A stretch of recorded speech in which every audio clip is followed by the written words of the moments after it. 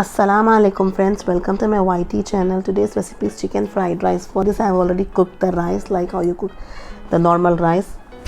I am using here basmati rice. For this, heat oil in a wok, add chopped chicken pieces, add black pepper, ginger garlic paste, salt and soya sauce.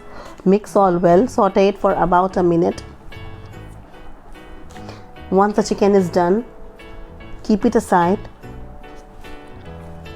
In the same wok, heat oil, then beat the eggs and pour it. Add salt and black pepper. Scramble it and fry until they are cooked through and soft.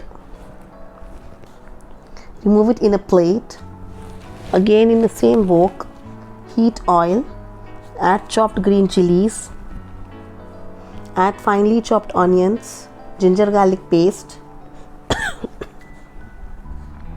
add bell peppers and carrots,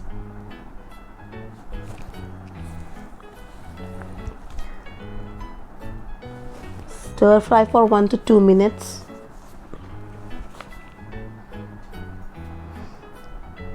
Add black pepper, add salt as per your taste,